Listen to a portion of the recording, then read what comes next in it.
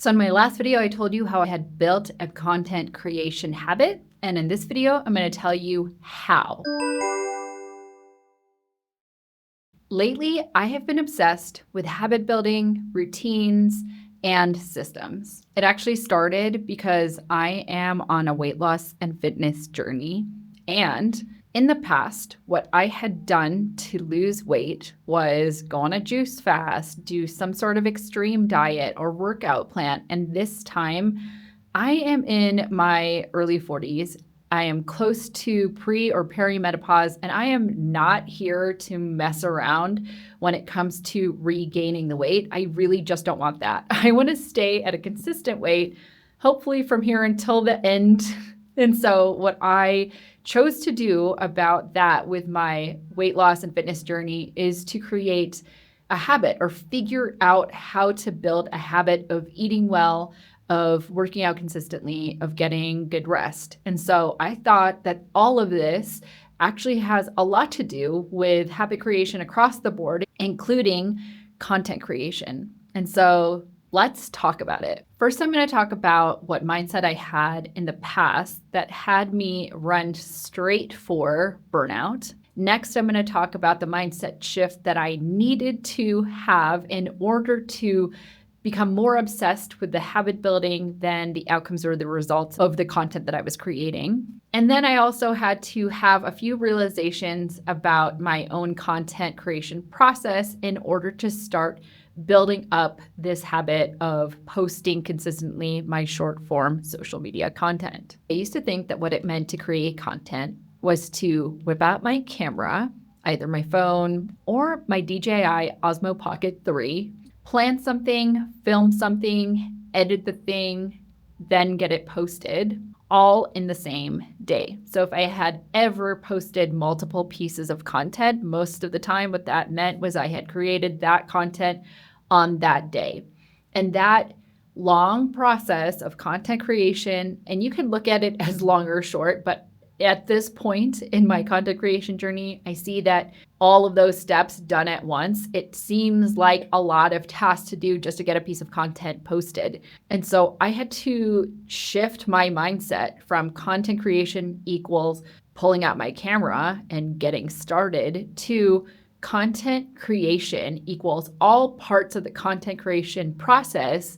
Some days, yes, including pulling out my video camera. And then on another day, it could mean that I'm editing a bunch of content. And then on another day, it could mean that I am scheduling a bunch of content. I really needed to make that shift. And so what this had led to was me having a huge backstock of raw footage that had never been turned into content because that old raw footage in my brain did not equal content. It equaled raw footage that I had never actually made into content, now set to the side to rot for eternity because in my head, like I said, creating content meant that I had to film something, then edit it, and then post it all on the same day. So I had to separate out the pieces of the process in order for the realization to occur to me that actually content is edited raw footage. Content is content only when the raw footage has been edited. And I don't mean fancy edits. I don't mean adding a bunch of special effects or sound effects or even music to the background.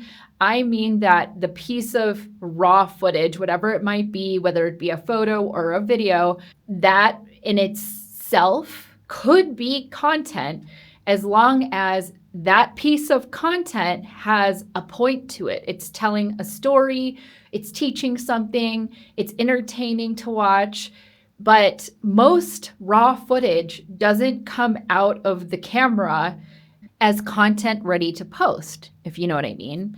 Most of the time, what you're wanting to do is add something here or there to the piece of content, some background music. And if you're not adding anything to the content, maybe it's about taking that raw piece of content and just adding it to the social media platform of choice and adding in a caption or just hitting post, right?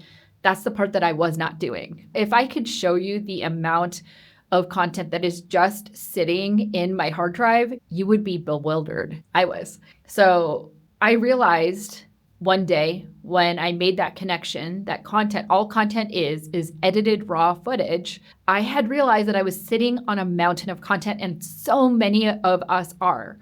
I bet you have so many photos and videos sitting in your phone right now that you've never posted to any of the social media platforms that could accompany a well thought of message, or even not a well thought of message, could accompany a message that resonates with your ideal audience. So once I had that realization that I was sitting on a mountain of content, it was just raw footage and it was unedited.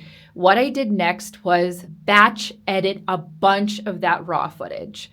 So I did use ChatGPT to help with text overlays, with the storytelling element, with themes that I would use in order to edit these raw pieces of footage, of photo, of video, and turn it into content that had a message for you. Something else that I realized once I started this process was that a lot of the raw footage that I had shot was content of beautiful places or food that I had gone to, that I had eaten, that didn't have me in it. And so these pieces of raw footage, I would have to get clever because technically they would be considered faceless content, which none of my social media platforms or channels are faceless content. And so I took note of this the next time I went on a content shoot with my partner and with my friend.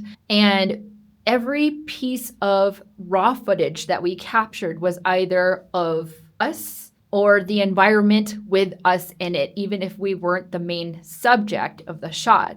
And so now I have a different idea of what I'm trying to get when I go out to actually shoot my content. It has to have me in it. It has to have someone in it because my content is human-oriented content. It's not faceless content. So knowing this, it gives me a different idea of how I need to go out and shoot what I'm going to shoot, when I'm going to shoot it. Even if I'm, say, on vacation, and I'm wanting to take a few hours one day to shoot some beautiful scenery, what I want to do next time this happens is make sure that I'm in a lot of the shots, or me and my partner are in a lot of the shots. So what that would require me to do is to take a tripod or to ask a friend who's with us to take a little bit of footage of us and the scenery. The third thing that super helped me get consistent with my content posting is Metricool. If you've never heard of Metricool, this video is not sponsored by Metricool. However, I do have an affiliate link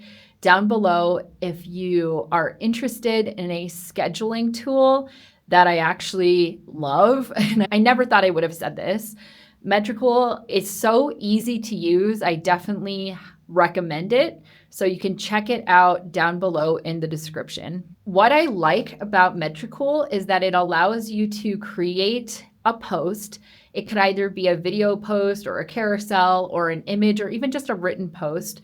There's all kinds of different features you can do using Metricool, including reviewing your analytics that I love, that I haven't even really dove into. I've really just been using Metricool for the planning function because what it allows me to do is set up my post for the rest of the week. And this totally helps with the batching process.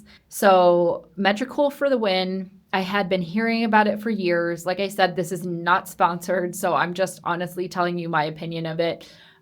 If you're somebody who's super busy, this could super help you with your content creation process. At first, when I started this process, I still cared quite a bit about what other people would think about my content. What I didn't know that was going to happen was that through the process of posting consistently and posting a lot, what I've been able to do is let go of caring so much about what other people were going to think about what I was creating. So the more I got to put out pieces of content, the less I am inclined to go check to see how many people liked it, how many people viewed it, how many people responded or reacted to it or engaged with it. I was able to slowly let go of that obsession with the metrics, with the analytics, and just focus on building the habit of posting twice a day. The days that I don't post are usually the weekends. So Monday through Friday, I'm trying to post at least twice a day on Instagram, TikTok. LinkedIn is a little bit less. Maybe LinkedIn is like 3 times a week.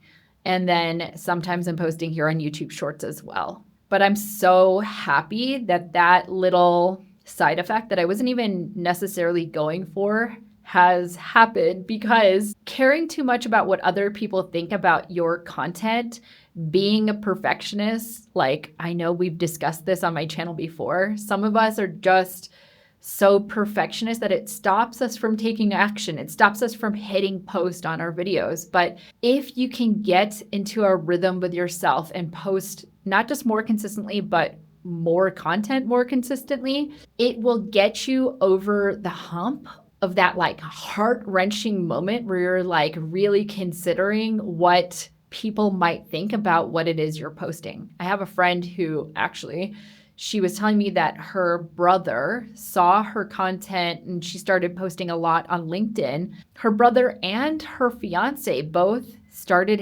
hassling her about she's posting too much on social media right now. And I was like, they're not your target audience. They're not who you're trying to reach. And so you can invite them to block your content or mute you, and it's not going to hurt you at all whatsoever if your family is not following you on social media.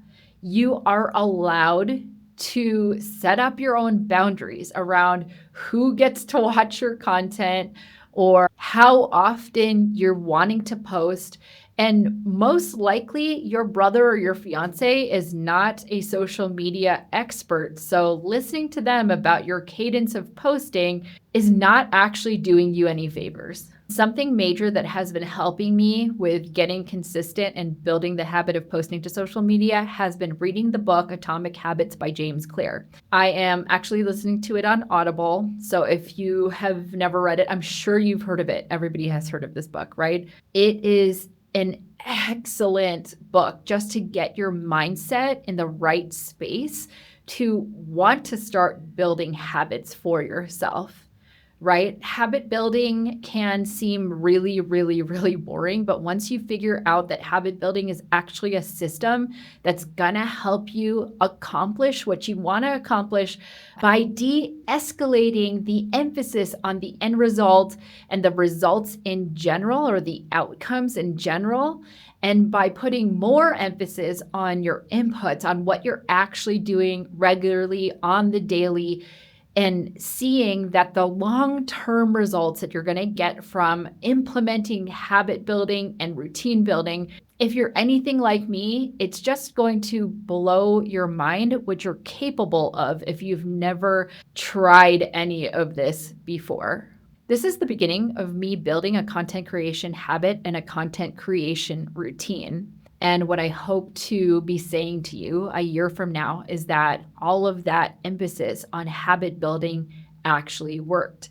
If you're somebody who's already implemented habit building and routines into your content creation system, please let me know down below, because I am just obsessed. I have been watching so many videos here on YouTube that talk about habit building, routine building, and systems that I can't get enough of it. And it's quite the change from where I had come from, because where I had come from was just to hurry it all up and get it all done before my energy ran out, instead of cultivating a consistent energy, a calm and consistent nervous system, so that this could become a long-term thing for me and not just a blip of a moment where I had a YouTube channel that worked for a second but couldn't work in the long term. So thanks again for watching. If you're on this journey with me, please let me know down below in the comments, and I'm looking forward to seeing you again in the next one.